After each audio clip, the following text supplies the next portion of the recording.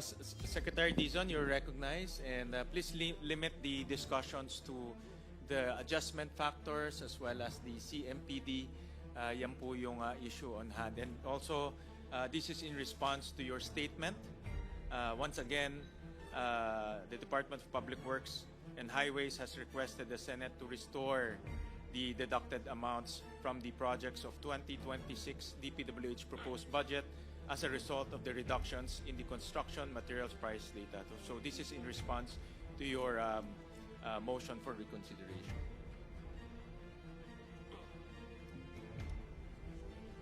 Thank you very much, Mr. Chairman.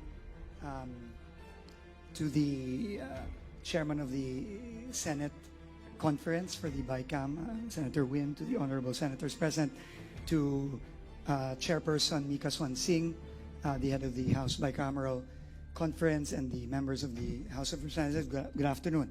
I will be very brief, just a few slides po to present. But before that, I think it's very important po for me to make it very, very clear why we are all here discussing this very, very important and, quite frankly, unprecedented reform measure that the President initiated this year, which is the reduction of the construction materials price data, which has never been done at this level and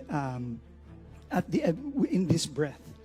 Ang Pangulo po mismo ang nag-instruct sa akin na ibaba ang presyo ng simento, ng bakal, ng asfalto, ng graba, ng buhangin, at iba pang mga materyales na ginagamit sa pagpapagawa ng ating mga kalye, mga tulay, mga classroom, at iba pa.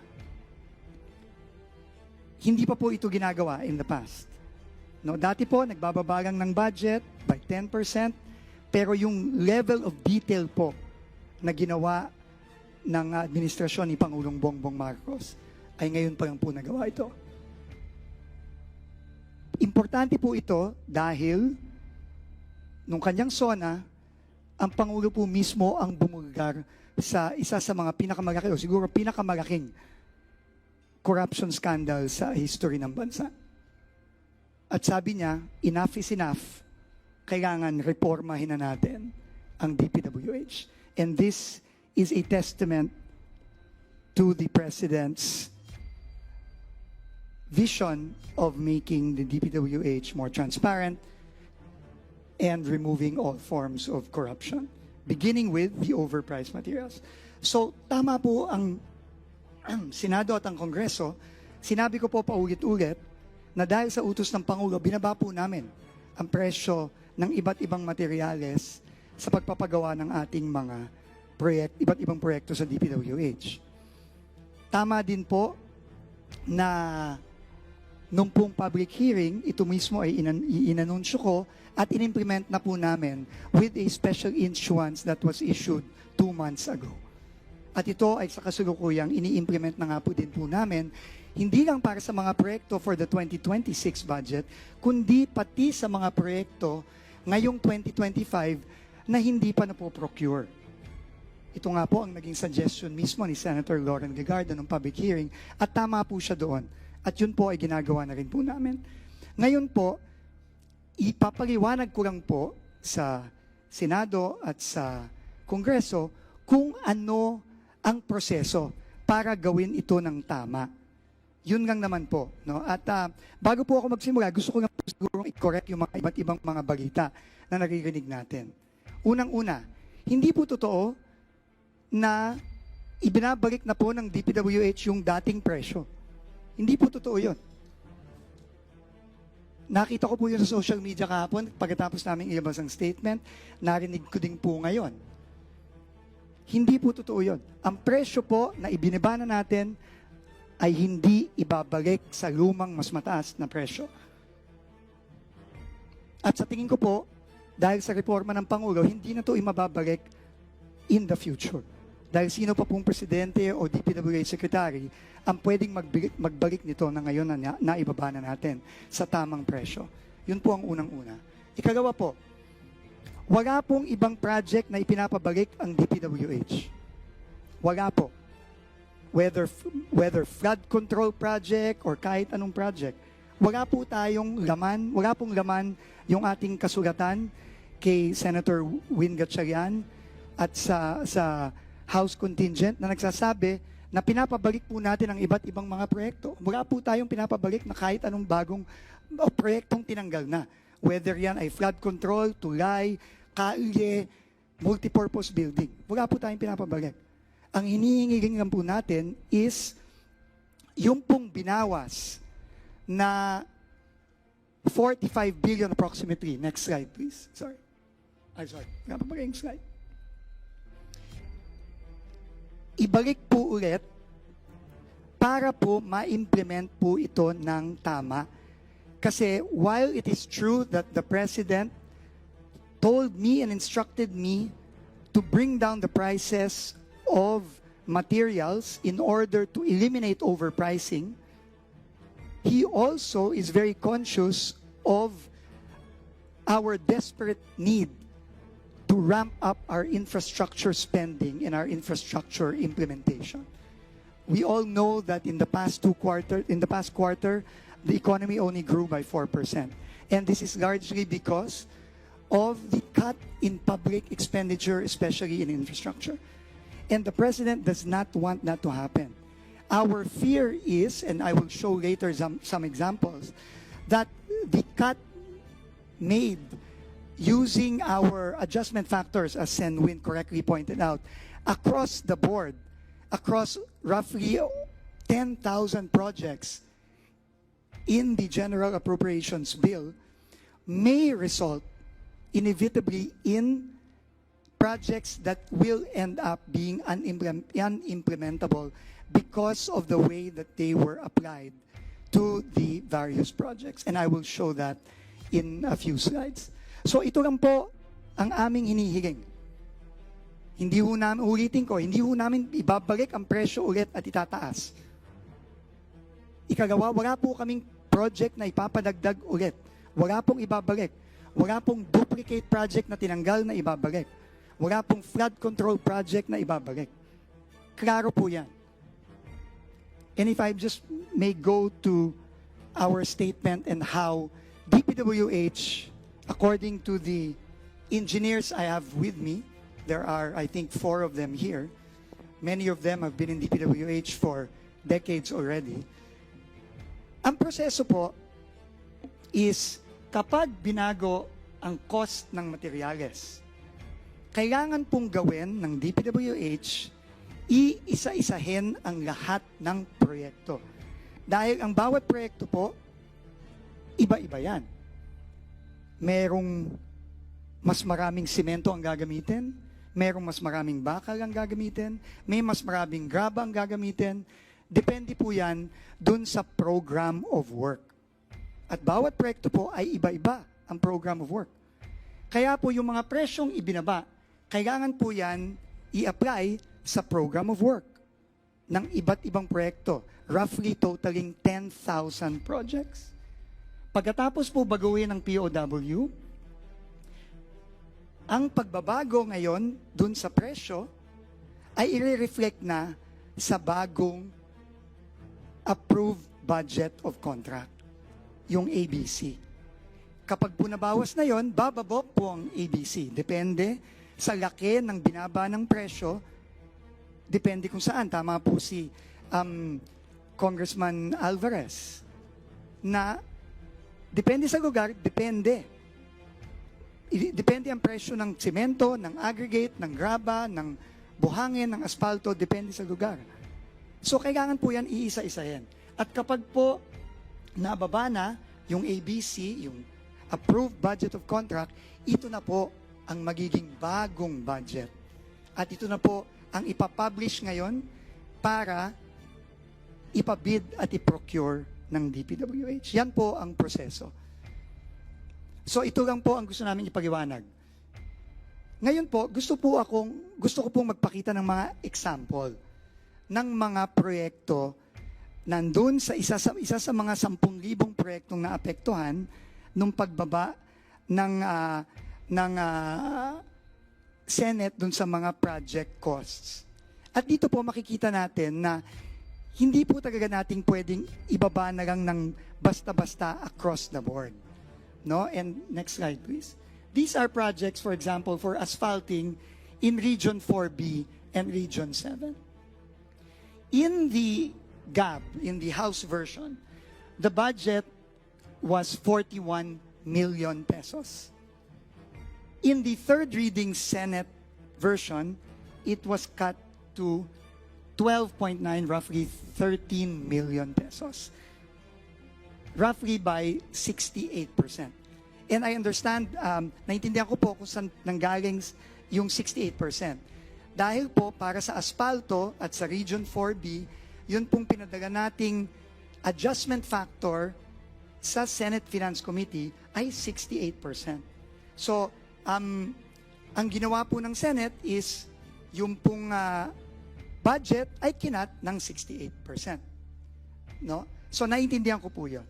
Pero kung gagawin po natin yung paraan na ang ikakat lang ay yung materyales. Remember po, ang materyales ay parte lang po ng cost ng isang project.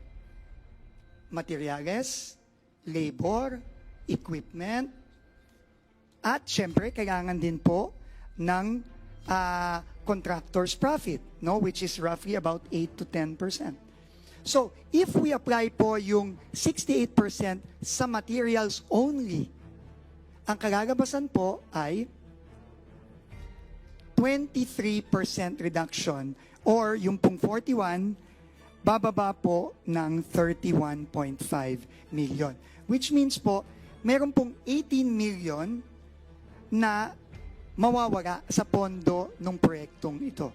At dahil dun po, mahirap na pong i-implement yung proyektong yon. So, on the other hand, meron din naman po na proyekto na baliktad naman. Asphalt overlay din po ito sa Region 7. Ang original price po ay 25.54. Pero dahil nga po ang average factor sa Region 7 ay minus 3% lang, ang cut lang po ng Senate ay from 25 to 2.4 million, roughly 1 million lang po ang naging cut ng Senate. But if we apply the factor for that specific project given the program of work, it is actually higher. It is not 3%, but is actually minus 37%. So meron pong additional savings doon. No? If I can go further, no? This is for asphalt overlay. Concrete road construction. Ganun din po, no? Sa Region 2 naman. 90 million po. Ang reduction po was 15% because that was the adjustment factor for Region 2 for cement, etc. Ang naging cut po ng Senate was from 90 million to 76.5 million, a reduction of 15%. But again, if we follow the process and only reduce in the price of materials, the cut is only 6%. So, although ito po hindi masyadong mataas, pero meron din pong impacto sa implementability ng proyekto. No? But at the same time, sa Region 4B naman, dahil 4% lang po yung yung aming adjustment factor for 4B in general. And 4B po is very special, no? Kasi kahit isang region po yan, iba-iba pong isla yan. Iba-iba po ang sitwasyon sa Palawan, sa Mindoro, sa Romblon, sa Marinduque. Iba-iba po yan, no? Kaya mahirap pong mag-cut lang based sa adjustment factor for that region. So if we apply the adjustment factor in prices, actually, mas malaki po dapat yung cut. Instead of just 4%, it is actually 17%. So may additional savings po na 7 million. So, Mr. Chairman, Madam Chair, yun lang naman po ang gusto naming ipaliwanag. Kaya po kami naniniwala sa DPWH na dapat po ang eksekutibo na ang mag-apply ng mga pagbabago sa presyo. Dahil po yung proseso na ginagawa ng DPWH ay nandyan na. May proseso po tayo para i-apply yung mga reduction. At ito po, mami-minimize natin yung risk na magiging unimplementable or inviable yung proyekto. Pero po, ito po, panghuli ko na lang pong sasabihin ito. Naiintindihan ko po at naiintindihan din po ng Pangulo yung pag-aalinlangan. DPWH has practically zero trust sa ating mga kababayan. And naiintindihan ko po na mukhang mahirap po kaming pagkatiwalaan. Naiintindihan ko po yan. No, na baka pag yan ibinalik sa versions ng HGAB at sasabihin, kami na lang ang gagawa ng pagbaba, naiintindihan ko po na, na hindi kami pagkakatiwalaan na gagawin namin ito. Kaya po, naglabas po ako mismo ng department order, which again has never been done, mandating all regional directors, all district engineers to implement this strictly. At kung hindi po ito i-implement, we will not authorize the procurement of these projects. And if they do not implement it, yan po ay may kaakibat na mga penalty, both administrative and possibly even criminal. Ginagay po namin yon, and we have given copies of the department order I signed to the members of the Bicameral Conference Committee. Yun po ang gagawin namin. Alam ko po, mahirap po kaming pagkatiwalaan. Pero yun po ang hinihiling namin sa inyo ngayon. And obviously, with Congress's oversight function, anytime po, pwede nyo po kaming i-check kung ito po talaga ay ginagawa namin. Lalong-lalo na po, nag-launch na po ng ating Pangulo ang transparency portal ng DPWH. Meron po doon live streaming ng lahat ng mga bids. Makikita nyo po doon, pag pinablish po, mako-compare nyo po, binababa talaga ng DPWH ang cost ng mga proyektong ito. At kung hindi po namin binaba, patawag nyo po kami. Pero ako po, sinasabi ko po sa inyo, I will not allow it. We will not allow it po. Under the department order, we will not allow it. Yan po talaga, kailangan naming i-aproba bago yan i-publish for bidding. Kahit na po magdagdag tayo ng step sa pagpo-procure ng mga proyektong ito, it's worth it to ensure that these projects are implemented with the right prices that we have already prescribed. So with that po, Mr. Chairman, Madam Chair, honorable members of the Bicameral Conference Committee, uulitin ko po, inutos po ng Pangulo na gawin natin ito. This has never been done before. And we will never renege on the promise of the President and the instructions of the President to reform DPWH. And we will never bring back the prices to where they were before. Dahil nga po, alam naman po nating lahat at alam po ng buong Pilipinas na matagal nang overpriced ang presyo ng DPWH. Maraming salamat po.